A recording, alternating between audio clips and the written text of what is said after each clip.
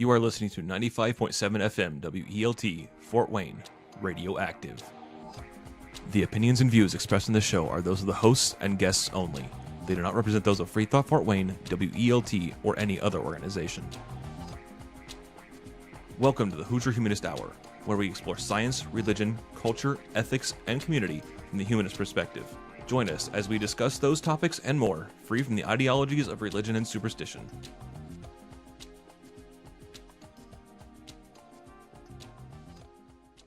Thank you for joining us for the Hoosier Humanist Hour. The Hoosier Humanist Hour is brought to you by members of FreeThought Fort Wayne. My name is Dee, and I am joined by Professor Bubblepipes, Caleb. Hello, guys. How are you? Doing great. Fantastic. Great. Well, welcome. Tonight, we're going to be discussing cognitive bias, what it is, how it affects us, why it's important to understand. We're recording this on Wednesday, January 25th, and thanks, everybody, for joining us tonight. So, cognitive bias, guys. I think there's a lot to talk about on this topic. There's a lot of... I found over the years of talking to people that most people have no idea what it is, and they don't realize how powerful it is and how it affects us. So I was just going to start by reading kind of a brief introduction from Wikipedia. It's a little technical, but here it is, and then we can just add in some stuff. So this is from Wikipedia. A cognitive bias refers to a systematic pattern of deviation from norm or rationality in judgment, whereby inferences about other people and situations may be drawn in an illogical fashion. Individuals create their own subjective social reality from their perception of the input. An individual's construction of social reality, not the objective input, may dictate their behavior in the social world. Thus, cognitive biases may sometimes lead to perceptual distortion, inaccurate judgment, illogical interpretation, or what is broadly called irrationality. Some cognitive biases are presumably adaptive, and we'll talk about this a little bit more tonight. Cognitive biases may lead to more effective actions in a given context, so they're not technically all bad. Furthermore, cognitive biases enable faster decisions when timeliness is more valuable than accuracy, as illustrated in heuristics. Other cognitive biases are a byproduct of human processing limitations resulting from a lack of appropriate mental mechanisms or simply from a limited capacity for information processing. I got one more paragraph here, guys. The notion of cognitive biases was introduced by Amos Tversky and Daniel Kahneman in 1972, so this is all relatively new information, and grew out of their experience of people's innumeracy or inability to reason intuitively with the greater orders of magnitude. And we'll talk a little bit about greater orders of magnitude and what that is. Tversky and Kahneman and colleagues demonstrated several replicable ways in which human judgments and decisions differ from rational choice theory. Tversky and Kahneman explain human differences in judgment and decision-making in terms of heuristics. Heuristics involve mental shortcuts which provide swift estimates about the possibility of uncertain occurrences. Heuristics are simple for the brain to compute, but sometimes introduce, quote, severe and systematic errors, unquote. So that's a brief introduction, and I will say that the way that I think of cognitive bias is basically a chemical bias. So it differs from like a cultural bias, like if you're biased about race or gender. A cognitive bias is more like a chemical bias. It's not something that you learn, it's built into our brains. And they're very hard to recognize. You think that you're thinking logically about something, but actually it's a shortcut in the way your brain works about a topic. Anyway, do you guys think about cognitive bias in any particular way or in a simpler way that we can explain to our audience? Sure, yeah. I don't quite agree with your last sentiment there. I'll get to that in a little bit. Probably my definition will kind of explain that. Personally, I feel that cognitive bias is a real simple way to explain what's going on here. I would describe it to somebody who doesn't know what a cognitive bias is as essentially an unintended or subconscious assumption about the nature of reality that is likely to lead you to an irrational conclusion. That's kind of how I would describe it. What about you, Mr. Bubblepipe? What do you think? Well, I hate to take the moderate road, but I think I'm kind of in the middle on both, because I can see both of your points. D, definitely, I think that there are some chemical biases in play when we talk about confirmation bias, because a lot of times when we talk about confirmation bias, we talk about them as being survival mechanisms that have been adapted as we've evolved over time. So they're things that helped us survive, and that kind of leads us into heuristics, but we'll get to that a little later. They're things that helped us kind of weed out some information or make decisions without enough information. And those over time can become part of our nervous system. So the idea that I need to move my hand very quickly when I touch something that's very, very hot. While that's not a confirmation bias, it kind of goes hand in hand with the chemical reactions that might take place in our brain when we have the belief that something may be very hot. Those same chemical processes, those same chemicals might get released into our body to kind of prime us to make the decision, oh, I don't need to touch that. Now, the reason it can become a confirmation bias is because we may not have enough information to know if that substance is actually hot. It's just a feeling. It's just something that's kind of, we have a hunch, and there's just enough information to make us leery, but not enough to let us make a rational choice about it. So we kind of have to jump to conclusions in order to make the safe choice. So in that way, I can see, yeah, it does have something to do with chemical bias. But at the same time, I can see what Caleb is talking about, where it's not always chemical. Sometimes it's very learned. For example, if we take it from a cultural standpoint, there are some cultures that teach their children at a very young age to handle stress or mental stress or discomfort in a very different way. So those cultures may not have as much of a cognitive dissonance. And when I say cognitive dissonance, I mean the mental stress or discomfort that people get when they encounter something that has a different or a contradictory belief or an idea or a value. So that when that stress comes upon us, if we're not prepared to handle that stress because of cultures or whatever, helping us learn how to deal with that, then we have what we call a confirmation bias. And it's that kind of fight or flight response, which is, like we said, a little bit chemical, but it's also kind of learned in that we don't know, or our culture teaches us how to handle that. And you have an interesting perspective, Mr. Bubble Pipes, because you have lived in other countries. Caleb, have you lived in other countries, or do you have? I have not. Yeah. So, can you? I guess it would make some sense to go into maybe some simple cognitive biases, but can you tell us maybe some of what you've experienced in other countries that would differ from what we experience here in the United States? Like anything that stands out in particular?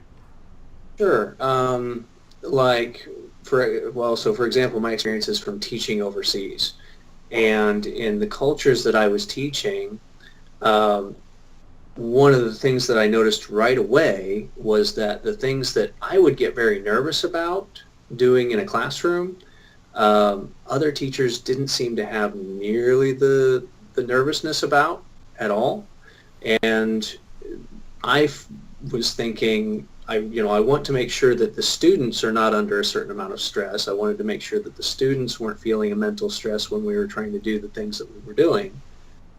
But And I kind of clung to my beliefs, what I had learned, what I had been taught to value through all of my education and teaching. And I kept kind of confirming or reiterating to myself, no, this study and this research and this tells me that if we do this to these children or these students, that they are going to be under this extreme amount of stress. But then there are very few, I have to say, very few instances where I would actually try to open myself up and try to see if the students experience the kind of stress that I was expecting them to experience. there were often times where I was proven wrong. That the people that knew their culture, those other teachers that knew that how that they were being brought up, were kind of vindicated in that they didn't experience the stress that I expected them to experience, because they understood that they had been kind of raised differently. Now, the interesting thing part about that is that a confirmation bias, like Caleb said, is something that's so subconscious that it's very difficult to avoid, even when you're conscious of it. It helps to be conscious of it, but at times it can be pretty deeply ingrained. So even during that, in that mental stress experience for myself, I still would kind of look for ways that maybe they're still experiencing stress in a different way, or maybe we're just not admitting it, or I kind of started coming up with my own ideas. Sure. It was hard to get away from that. Now, is that like an example of what we would call confirmation bias, possibly? You were looking for ways to confirm your biases were true, as opposed to what you were learning about this new culture? Would you say that's fair? Definitely, because I would definitely look for, and it wasn't that I was trying to only look for, but when I was faced with those opposing experiences or those opposing ideas, I would often try to find other sources to discredit those, or try to find a reason why it wasn't as desirable as the ideas that appealed to me because of what I was interested in. Yeah, I find that to be the case with a lot of the stuff that I do too. I think confirmation bias is one of the most powerful biases, at least that affects me. And well, I'll just explain what confirmation bias is real quick. Sure. The tendency to interpret information in a way that confirms one's preconceptions. In addition, individuals may discredit information that does not support their views. The confirmation bias is related to the concept of cognitive dissonance, which we'll find that is intertwined with a lot of cognitive biases, whereby individuals may reduce inconsistency by searching for information which reconfirms their views. I can give you a brief history of my introduction to cognitive bias, and that is I started dabbling in trading in the markets, trading stocks, futures, options, that sort of stuff, maybe like 7 or 8 years ago. And I found that I would want to make a trade or a bet in a particular direction of which I thought the market was going to go, and I would just attach myself to this view as being correct. And I would only look at information that confirmed my bias. And even when I was wrong, instead of just getting out of the trade and taking my loss, I would keep trying to find more information, or I would only attach myself to information or take in information that confirmed what I already thought.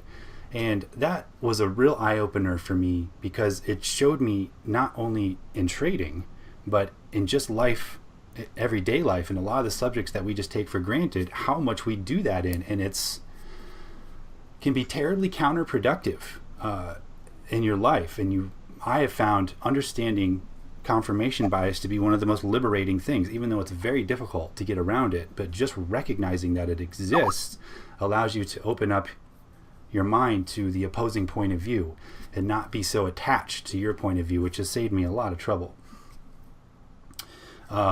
Anyway, that's my personal experience with confirmation bias, and I think it's a really good example. I think a lot of people can relate to experiencing something like that in their life. Definitely. Well, and I want to kind of go back real quick, because you mentioned something about social realities too, and I kind of jotted down a note before we get too far away from it. I wanted to come back to it.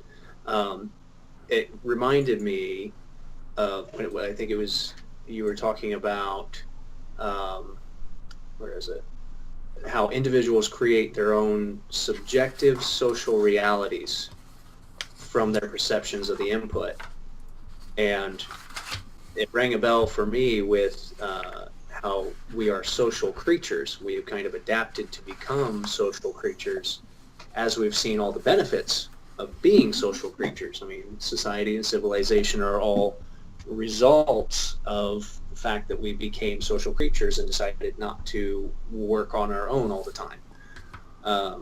And that makes those cognitive biases a little bit stronger, because we often confirm what we think with other people, and that creates that social bond as well.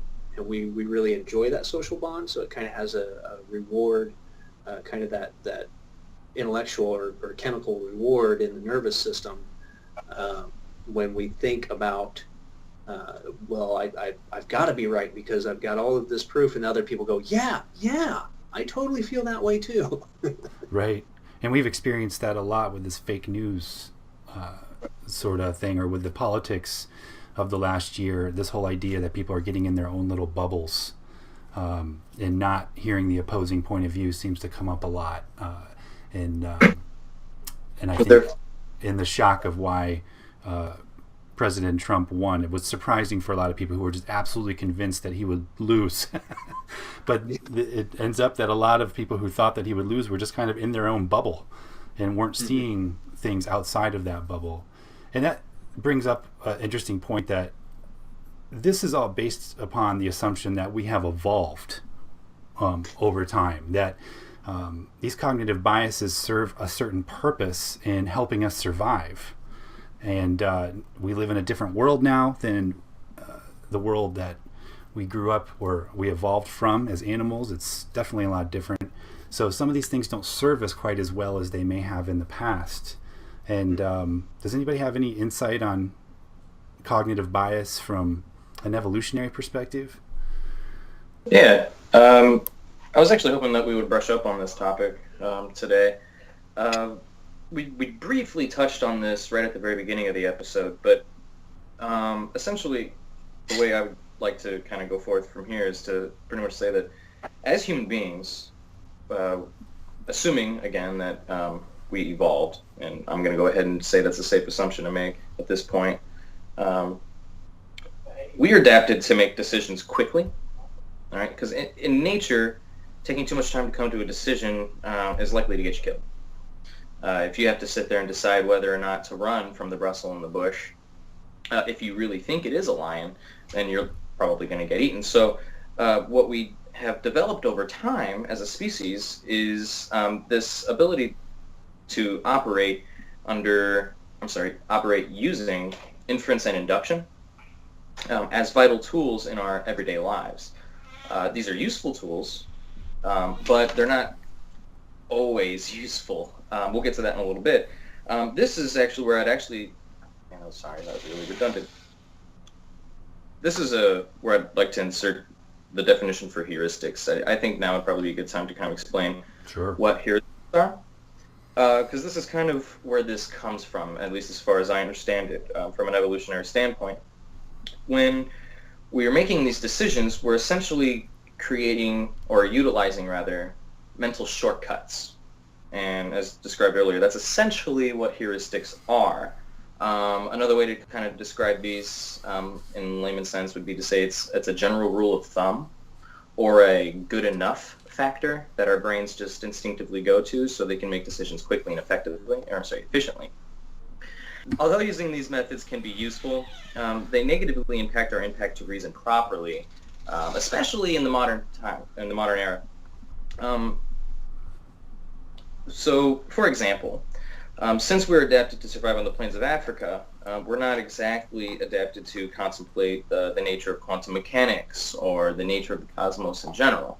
So it's difficult to kind of jump or step outside of our box because we have these biases that tie us in, or hold us in. So we can take infants, for example.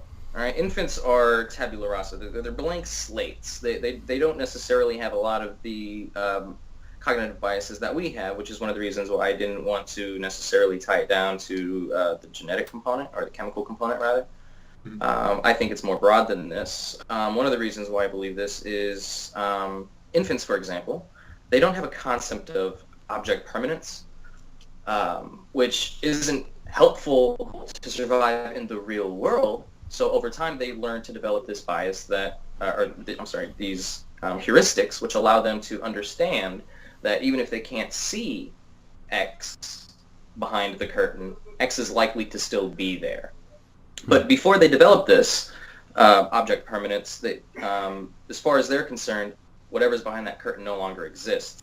Cognitive biases create a lot of hurdles for the human species. It's one of the most difficult things that we need to overcome as a species. And simply learning about cognitive biases can change your life. It changed my life. Oh, God, frankly. Yeah, definitely. Being aware of how frequently, how common, and how often people use cognitive biases without even being aware that they're doing it is actually kind of scary, to be honest with you, especially once you start hitting politics, international politics, culture in general, walking outside, all of these things. Let's not forget about religion. Yes. I have plenty to say on that topic. Yeah. Absolutely. Well, I wrote down, I don't mean to interrupt you, Caleb, were you? No. I wrote down a couple of examples of interesting experiments that when I first started learning about these biases, I ran into, and they're very famous experiments. The first one that I thought most people can relate to is the Milgram experiment. This is basically, you guys have probably heard about it before, but more or less they bring in people to administer shock punishments for people who answer questions incorrectly. So an individual comes in. What'd you say? It's Ghostbusters. It's Ghostbusters? It's what Venkman was doing at the beginning of Ghostbusters. Oh, man, I don't remember that part, but I'll take your word for it. No, I'll have to look that up now. Do you see three-way? Oh, now I know what you're talking about, the psychic test thing. Yes. Like, what's on the back of this card? Right. Oh, okay. And he shocks them if they get it wrong? Is that what it is? Okay. Yeah, I guess that's pretty similar to it. Okay. Well, at least in this experiment, so you come in, the authority figure who's wearing a lab coat, the scientist tells you to sit down, and in front of you is this large box full of buttons that progresses, and each button, as you progress, administers a larger shock. And in another room, and you speak to this other person through a microphone, you are given questions to ask that person, and this person is in on the experiment. Every time that they answer a question wrong, you are to start on the lowest shock and work your way up for each question that is answered incorrectly. Now, eventually, the shocks get so bad that the person on the other side who's answering the question starts pleading for the person asking the questions to stop. And eventually, it gets so bad where that person stops responding. And as far as the person who's asking the question knows, they may have killed this person. Now, most people, when they watch this experiment, they're thinking, well, just stop, don't do it. But the authority figure is telling the person asking the questions to continue on with the experiment no matter what. Now, what's interesting about this experiment is that a very significant portion of the people who do this experiment will follow the orders of the authority figure all the way to the end of killing a person, potentially. Now, I did not write down what the actual statistics is, but it's staggering. So I encourage anybody to just look up the Milgram experiment. It's been repeated many times. And what's important to recognize is that you are one of these people that, yes, it's possible that you may be one of the people who walks away from the experiment and decides to not participate anymore. But I think it was like 60%. I don't know. I can't remember. It was a significant portion of the people. I want to say if you were in a room of 10 people, like 4 of those people at least would take the experiment all the way to the end of killing somebody. Are you the person who wouldn't do it? Well, I don't know.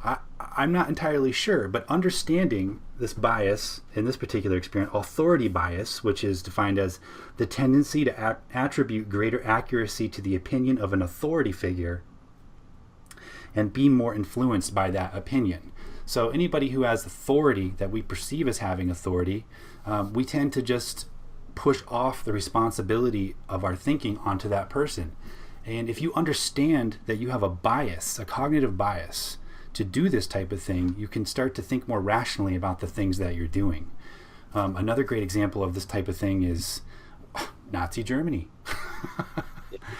Killing millions and millions of Jews just at the authority of the authority figures. After the war was over, a lot of the Germans were just appalled that they allowed themselves to go this far. So that's a really good example of just how this affects you and how powerful it can be if you recognize what it is.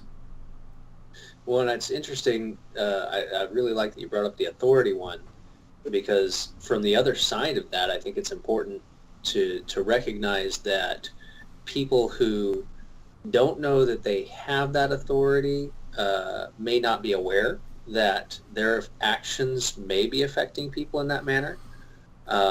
So when people achieve a position of authority, they may not realize that how much authority bias people attribute to them and how much they actually influence. But at the same time, the reverse is true too.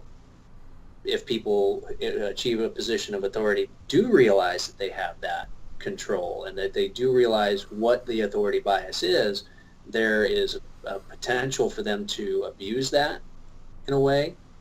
And that kind of messed me up a little bit when I was going through college, and after I graduated, somebody said, "Hey, guess what? You get to be a teacher now." And I was like, "What?" Right. And then all of a sudden, students were listening to me, and I was like, "Why? Why are you?" Just because because I got a badge. Okay, cool. And it really kind of hit me that all of a sudden I could use that if I needed to, or if I wanted to, as a source of how to get what was necessary.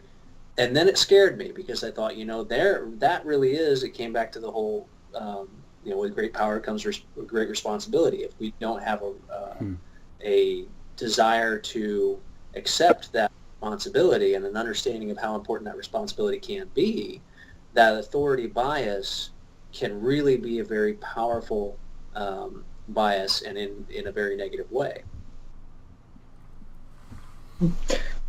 Sure. Just briefly, since I kind of feel like I'm talking about the evolutionary adaptations for these things, the authoritarian bias, on an evolutionary standpoint, it has its purposes. It helps create a cohesive environment, for tribal or nomadic humans. And people have to understand that that's how we thrived for the vast majority of our existence. So a lot of these inherent biases that we have are derived from this. It helped us to survive if we accepted an authority as opposed to a whole bunch. If everybody was treated equally, it'd be an almost anarchy type of scenario, if you will. So this is, theorized anyway, this is likely where this bias is derived from. But so as time's gone on, however, obviously we can see that it's turned into more of a negative thing than positive thing. These cognitive biases that we have are coming to light, I would say, due to the Enlightenment, due to the development of human reasoning over time. And we're discovering how flawed we really are in the process. And I think this is a wonderful endeavor. There's plenty of psychologists and neurologists and neuropsychologists out there trying to figure this stuff out, and I implore them to do so. I think this stuff is fascinating, and I think it would help bring huge insight as to who we are, why we are who we are, what we are, and I just think this stuff is fascinating. I'm sorry, I just went on a long tangent there, but no, I totally agree with you. I agree with it. Love this stuff. And it's interesting that you were talking about how over time they become less desirable, and looking forward, because it's kind of interesting to me how we often hear about population growth and how it does grow exponentially, and how just in the last 200 years we've seen our population on the planet double, or I think it's actually less than that. I can't remember exactly, but in a very, very short amount of time, we've seen the population grow from 3.5 billion to 7.7 billion and almost 8. And it's projected that we see the population grow to 10 billion by, I think, the year 2050. And so when I think about that, and I think about these confirmation biases, or just biases in general, all these cognitive biases,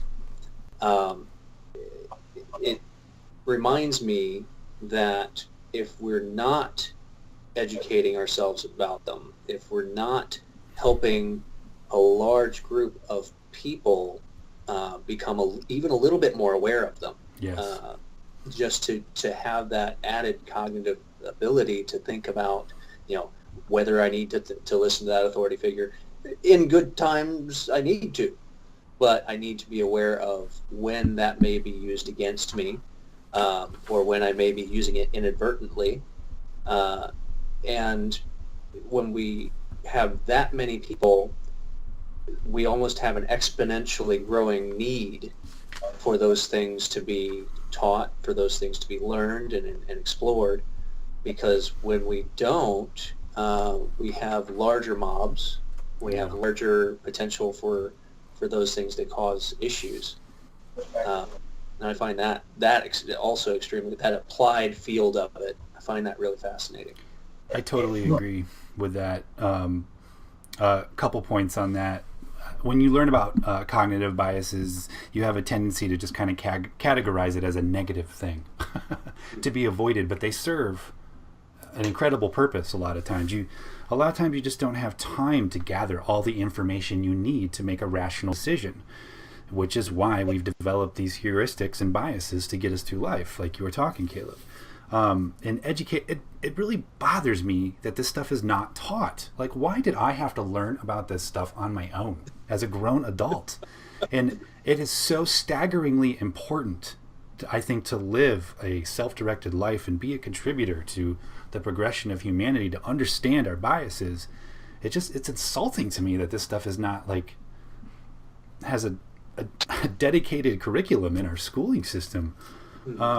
And this, you talked about exponential growth, and that's one of the things that they talked about. Tversky and Kahneman in 1972, who basically coined cognitive biases. They were trying to understand why people had trouble understanding orders of magnitude, which is exponential growth, and people have a hard time understanding how things that grow a certain percentage over time is not linear growth, it's exponential growth, and how powerful that is. So we don't really understand it with money for the most part. We don't understand it with population growth. We don't understand it with life in general. For instance, if you put you take a petri dish, you put a bacteria in it, and you give it a food supply to grow in a limited confined area, it doubles every so often. And at first, it's not a big deal. Let's say it takes 30 days for it to reach full capacity of filling this dish. Well, at what point is the dish half full? 1 day before 30. And that's the part that people don't understand about exponential growth, that if something is growing exponential, like being halfway there is the last step to being all the way there, when there were 29 steps prior to it, assuming you had a 30-day process. Another thing that a lot of us have heard probably in schooling is if somebody offered you a 1 grain of rice that doubled every day for a whole month, or 1 million grains of rice total, which one would you take? Well, if you double, instinctively you're thinking, well, I'll take 1 million grains of rice. There's no way that doubling every day is going to get you over 1 million. Well, in fact, you're over 1 million, I think, by like day 12, and you're into the hundreds of billions or something like that on day 30. So understanding orders of magnitude and exponential growth is one of the ways that our biases really stop us. And we're going to see problems with that in the future with human population growth. It's coming, and that just reminded me of that orders of magnitude was worth mentioning. And there's a wonderful video on YouTube I wanted to reference. It's done by a professor. Let me find my notes here. University of Colorado on YouTube. If you search the most important video you'll ever watch, that's what it's called, the most important video you'll ever watch. It's all about exponential growth and how it affects our life and our life on this planet, and it's exceptional. It'll blow your mind if you're not familiar with the topic. So anyway, I encourage people to go out there and look at that. You mentioned how it's so important to understand the exponential growth idea, and I've done kind of the same experiment when I was teaching a finance course, and students and I were looking at the same grain of rice example. We looked at the interest of what happens if what are you really doing if you're doubling a penny every day, or a dollar, or whatever it is, and we did that, and when you give the answer, I can't remember off the top of my head what it is, but it was just some ridiculously high amount of just doubling the penny or doubling the dollar every day. Even when you give the answer, tons of students looked at me in total disbelief. Yeah, total disbelief. Even when we looked at the math, we looked at the calculations, said, this is absolutely correct. There's nothing new here. This has been done for years and years, but they just couldn't believe it. And that is in itself another bias. It's something, I can't remember, it's either a belief bias or a common sense bias. I can't remember exactly what it's called, but basically it's the idea that people discard it simply because it sounds either unbelievable or disagrees with what they believe to be true or believe to be false. It's like an absurdity bias or something like that. Exactly, yeah. And they just kind of go, you know what, I just can't even fathom that, and therefore I'm just going to throw it away because I just can't even imagine that would make sense. And that shows that power of bias, that it's something we don't even see, but it factors into so many of the decisions that we make and so much of the information that we actually retain and keep in memory.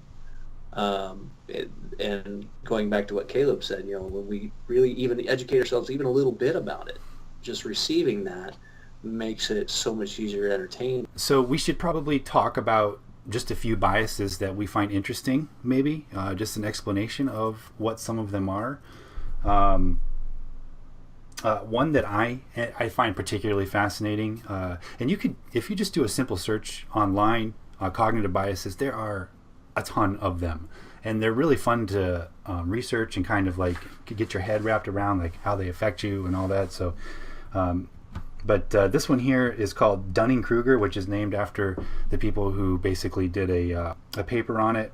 And this is a cognitive bias in which low ability individuals suffer from illusory superiority, mistakenly assessing their ability as much higher than it really is. Dunning and Kruger attributed this bias to a metacognitive incapacity on the part of those with low ability to recognize their ineptitude and evaluate their competence accurately. Their research also suggests corollaries. High ability individuals may underestimate their relative competence and may erroneously assume that tasks which are easy for them are also easy for others. So an example of this is like looking at somebody who's a professional doing something and you're like, wow, that looks really easy to do, and then you get out there and try it and it's really hard. Or I think this comes up a lot, at least it did when I was more ignorant. But people who have spent their lifetime studying a topic and have all the number or letters behind their name, PhDs and master's degrees and all this time reading and writing about a topic, if you haven't spent the time that they have and you just have formed these opinions with like just a few YouTube videos and you think that they're totally full of it and make no sense and have, are out to get you or out to like destroy knowledge for everybody, that's another good example of the Dunning-Kruger effect, where you think that you know more than somebody who's spent years on the topic. Anyway, that's one of my favorites. Do you guys have any favorites or any ones you want to talk about? Briefly, before we moved on, would you say would you classify that as a chemical bias? Well, see, I like the idea of chemical bias as kind of like a rule of thumb, because I've learned a lot from you guys as far as like the opposing point of view, that these things are learned too, and I can definitely see how a lot of this stuff is reinforced by culture. But I often struggle with what is genetic and what is learned. So. Nurture question, man. Still thriving. Yeah. Oh, absolutely. It's the never-ending question: nurture versus nature, right? I think that that's really fascinating. Like, there's a lot of these things, these instincts in us that drive us to certain conclusions, and I find some of these cognitive biases to kind of fit that kind of framework, that we're just kind of built with them in our head. Now, I don't really have a ton of evidence to like prove that.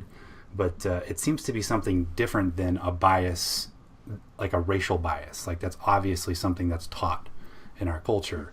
I wouldn't go so far as to think of that as something that is what I call a chemical bias. But I'm totally open to opposing points of view. It's just kind of like how I view them, that I'm built a certain way to think this way, and it doesn't always serve my purposes. I don't know if that answers your question. No, that was solid. Well, yeah, I think especially like thinking about the Dunning-Kruger effect, because that's an interesting one to look at. It gets into the realm of what are you capable of perceiving, or perceiving mentally even. What are you capable of conceptualizing? And on both ends of that spectrum, what their conclusion kind of comes to is that relatively low ability people in whatever field they are, or whether it's intellectual or whatever that happens to be, they're saying at that level they can only conceptualize such a sphere that they fit in, and they can't see beyond those boundaries. So it goes back to what we were talking about earlier with not being able to for example, just generally not being able to perceive exactly what quantum physics is. Having that limit to our perception, or limit to our conceptions, or conceptualizations of what that is. But they're also saying that on the other side, that people that are relatively high ability, or once they've advanced to such a height of knowledge or skill, or whether it's just a general intellectual ability or whatever, at that point, their bubble has moved. Yeah. So they are no longer capable at that point of remembering or conceptualizing what it would be like to be outside their sphere of ability, or their sphere of management. And we do see a lot of that going on. We do see a lot of that happening. Like I said, even as a teacher, I can see that with the differentiated levels of my classroom all the time. I can see students who just really have a struggling hard time and understanding why it is so difficult for another student to understand why there's something that they just picked up. But knowing about the Dunning-Kruger effect really helps me, because it helps me understand where that gap is, or why there's one student needing extra attention in one area, or why another student who's normally very high in most areas still may need an additional effect, because it goes back both ways. We might automatically start to think of, oh, well, if this is a student who's doing very well in many areas, they must obviously always be like that. Well, maybe that's not the case. There may very well be areas where this student might need much additional attention, and we tend to kind of gloss over that because we use our confirmation bias and see all of the successes of that student and don't see where they still may be struggling, which is another cognitive bias that I was going to bring up, which is I can't remember the name of it now.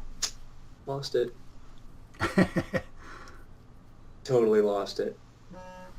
I'll get back to you as soon as I remember it. I got a side question though. Do you guys ever feel like, I often wonder like how much of what I think is me is just a bunch of cognitive bias?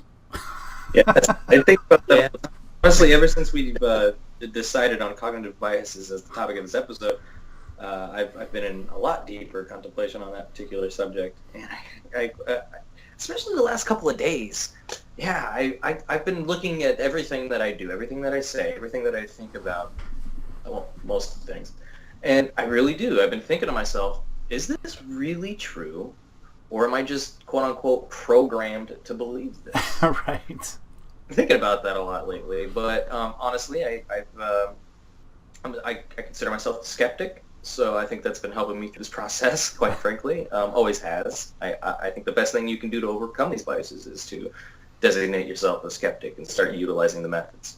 Yeah, and I've learned over the years too, particularly with topics where there's any kind of controversy, to try to understand the argument instead of like taking a side, like taking a position without understanding the opposing point of view. Try to understand the argument. If you can understand the opposing point of view, I feel a lot more comfortable taking a side. But I try not to take a side until I actually have some understanding of what the controversy is.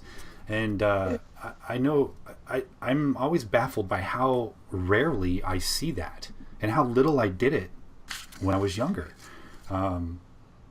You see it a lot in politics, of course, religion, of course. Global warming is one where it comes up a lot, where you have this cognitive dissonance that comes in when there's an opposing point of view. You just shut your mind off, or you think the other person's crazy or evil, instead of actually trying to look at what's going on there, understanding that you have a bias immediately and trying to, or you may have a bias, and trying to understand if that's what it is. But that's helped me a lot over the years. I would also say that it sure is a lot more comfortable when you feel like you know everything and you can just walk through life with your shoulder head high. Oh, I know the truth and everybody else is totally stupid. But the reality is that that's just not the way it works. And I think we are more inclined to work together, be more productive if we can understand these biases, how they affect us, and how they affect other people. Well, and it helps us too because when we are at least conscious of those biases and we kind of have those checks and balances to help us recognize that when we are trying to entertain, because let's be honest, when we're entertaining topics that are even slightly controversial, we are always thinking creatures. We're trying to come to an understanding of it and kind of trying to figure out a decision of where do we stand on that. And so when we are aware of those confirmation biases or cognitive bias or anything else, it helps us kind of check off, okay, am I making this mistake? Being aware that I know that I'm very capable of it and I do it very often, am I doing it here? And that helps us kind of gather more information about the argument before we kind of commit to standing with it or standing against it. And I think although that often leads me to be more hesitant to take a side, it makes me much quieter because I do a lot more listening.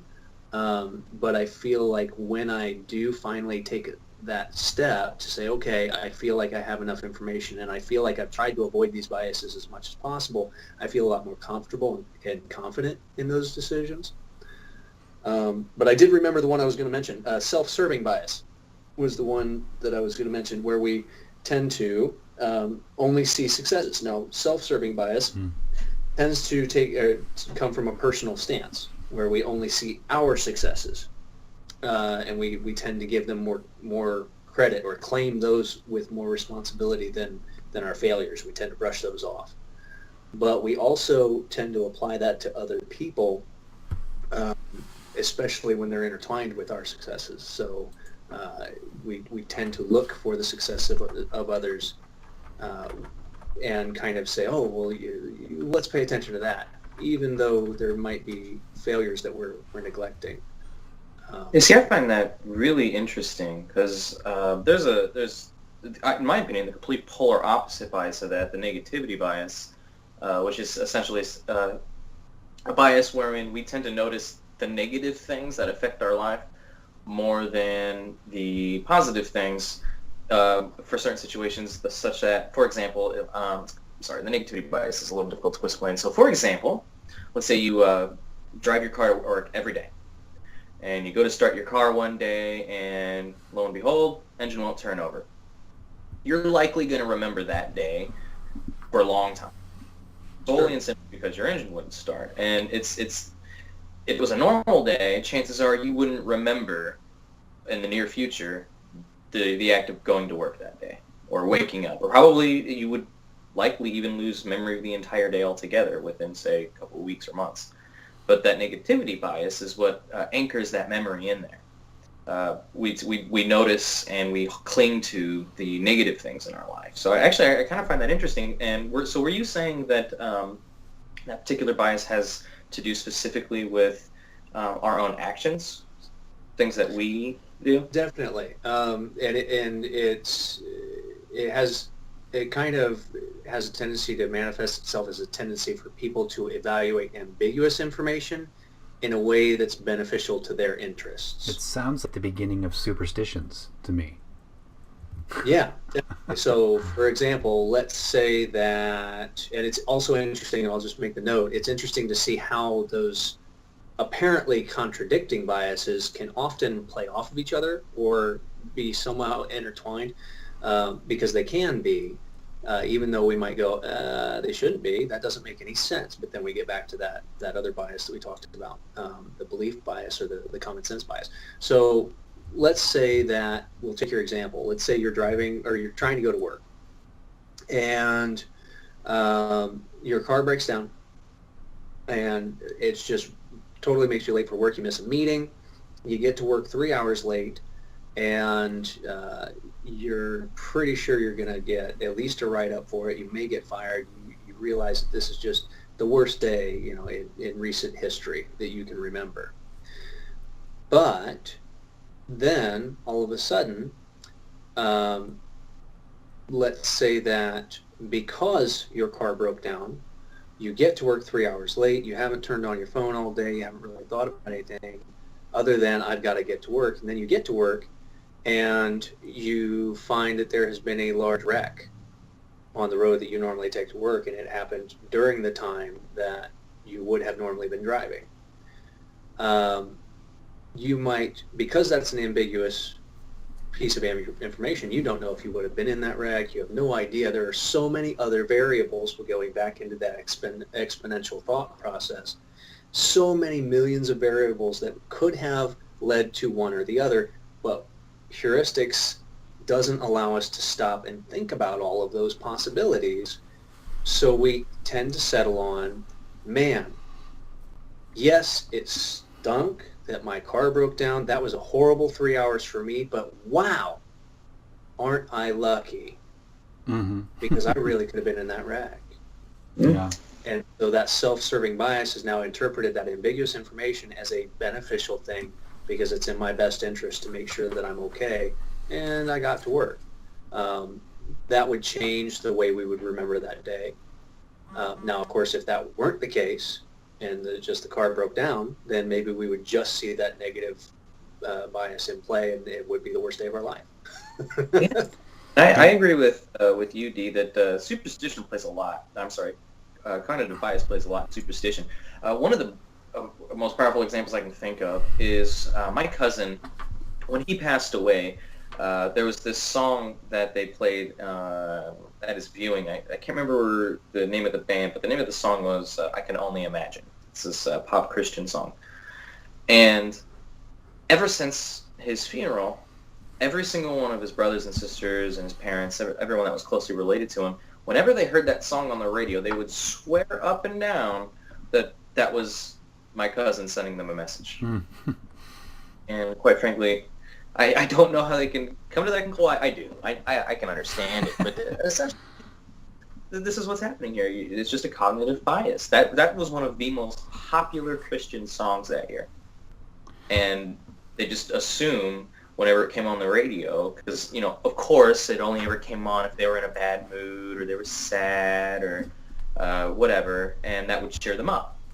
So they just, they would just kind of take that and run with it. And heuristics, cognitive bias, you name it, it's all there. That's what's happening in that situation. I honestly think, I can't prove this, and nobody can, but I honestly don't think, rather, that this was the spirit of my cousin JP magically putting that song over the airwaves for them. Call me crazy, I just don't think that's the case. My opinion, I think it's far more likely that this is a cognitive bias at work. I agree. On that note, guys, I think we're about at the end of our time, but I must say, very interesting topic. I'd like to do it again. I think we're scheduled to do this topic again. And great insight. And for all you guys out there who are listening, all one or two of you, hopefully more, I hope this you found this episode interesting, and you'll start looking into cognitive bias as an interesting topic of study. Thanks so much, guys. Have a wonderful week. We'll see you next week. Hey, thanks for having us.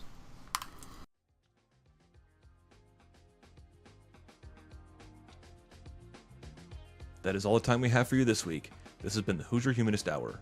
Be sure to check out FreeThought Fort Wayne on Facebook and on meetup.com. Thank you for listening, and we hope your days are filled with logic, reasoning, and the eternal quest for knowledge.